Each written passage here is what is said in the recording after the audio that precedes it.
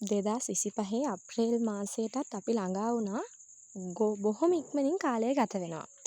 ඇත්තටම අපිට දැනෙන්නේ නැත්තරම් වේගෙන් කාලය ගත වෙනවා කියලා දැනෙනව නේද? ඔව්. ඉතින් මේ කතා කරන්න හදන්නේ සිංහල හින්දු අලුත් අවුරුද්දට මම සූදානම් වුණේ කොහොමද කියලා. ගොඩක් කාලෙකින් vlog එකක් අරන් එන්නත් බැරි වුණා. ගොඩක් කාර්යබහුල වුණා. නමුත් ඉතින් මම හිතුවා අද කොහොම හරි ඔයාලට වීඩියෝ එකක් අරගෙන එන්න ඕනේ කියලා. අවුරුදු දවස කියන්නේ හරිම ලස්සන හරිම සුන්දර දවසක්. පුංචි කාලේ අපි ආසම කාල සීමාවක් තමයි සිංහල හින්දු අලුත් අවුරුද්ද කියලා කියන්නේ. පොඩි කාලේ තරම්ම නම් දැන් දැනෙන්නේ නැහැ. මං හිතනවා හැමෝම මේකට එකඟ වෙයි කියලා. අපි යාළුවෝ කතා කරද්දිත් අපි සම වයස් අය කතා වෙන දෙයක් තමයි පොඩි කාලේ අවුරුද්ද දැනුණු තරම් දැන් දැනෙන්නේ නැහැ නේද කියලා.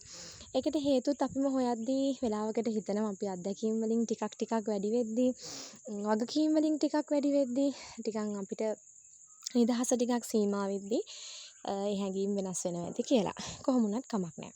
අප්‍රේල් මාසයේ 12 13 14 මේ දවස් තුනේ මම මොනවද කළේ කියලා තමයි මේ වීඩියෝ එකෙන් ඔයාලත් එක්ක ෂෙයා කරගන්නේ. උදේම නැගිටලා පහන තිබ්බා. මොන දේ කරන්නත් කලින් අපි පහන තියන්න ඕනේනේ. එතකොට මම විශ්වාස කරන දෙයක් තමයි ජීවිතේ හැම දවසක්ම විශේෂ දවසක් කරගන්න අපි උත්සාහ කරන්න ඕනේ. අපි මහන්සි වෙන්න ඕනේ. එතකොට අපිට දැන් මෙහෙම හිතමු අපි අවුරුද්ද ගත්තොත් අපි ඒ කියන්නේ මාස 12 ගත්තොත් ඔය හැම මාසයකටම මොකක් හරි විශේෂ එක්ක ෆන්ක්ෂන් එකක් ඔකේෂන් එකක් මොන හරි දෙයක් පුංචි හරි විශේෂ දෙයක් තියෙනවා නම් ඔයාට බලාපොරොත්තුවක් තියෙනවා මට ඊළඟට මේ දේ තියෙනවනේ කියලා. ඉතින් එතකොට බොහොම ඉක්මනින් කාලයක් ගත වෙනවා. ඔයාට දුක් වෙන්න, කලකිරීම ඇති කරගන්න, ව්‍යාකූල වෙන්න අවස්ථාවත් ඔයාට අහිමි වෙනවා.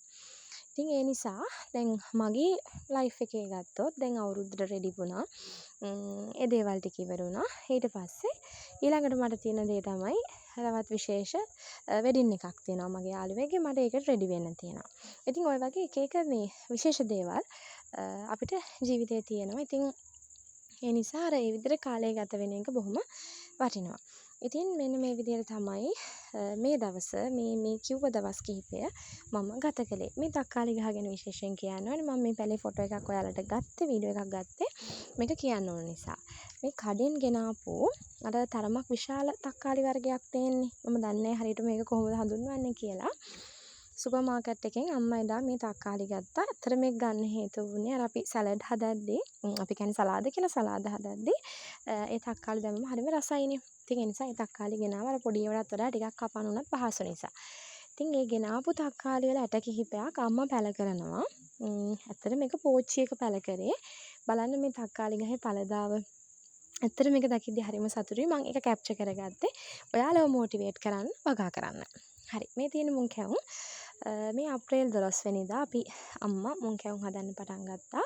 අම්මගේ මුං කැවුම් තරම් මට නම් මේ ලෝකේ මොන පරුපහේ හෝටලයකින් කෑවත් මොන දේ මුං කැවුම් නෙමෙයි හැමදේම හිමයි. වස නැහැ. ඉතින් ඒ නිසා ඒ දැනෙන රහ, ඒ ආදරයත් එක්ක මුහුණු රහට මම හරි කැමතියි. ඉතින් මේ තියෙන මුං කැවුම් ඊට පස්සේ හැඳි කැවුම් හැදුවා.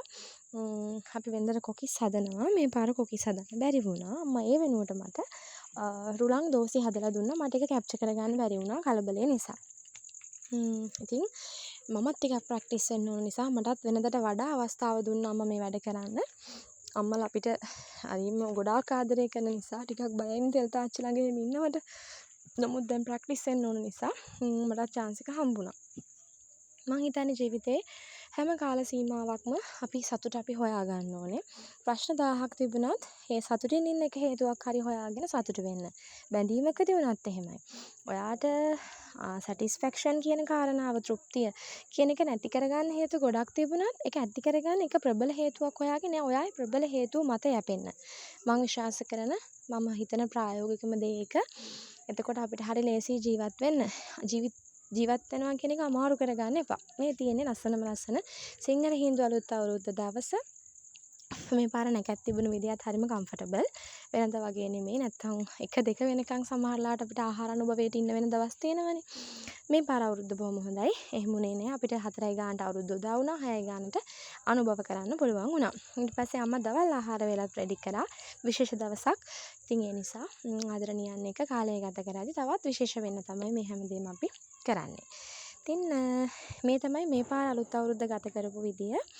ගෙවල් අපි ඔක්කොම ටිකක් අපිට පුළුවන් විදිහට පිළිසකර කිරීම කරලා, පිළිවෙල කිරීම කරලා, පිරිසුදු කිරීම කරලා අපි අලුත් අවුරුද්ද පිළිගත්තා. ඉතින් මේ ලැබුවා වූ සිංහල හින්දු අලුත් අවුරුද්ද සාමයේ සතුට සෞභාග්‍ය සපිරි සුබම සුබ නව වසරක් වෙන්න කියලා හැමෝටම ප්‍රාර්ථනා කරනවා.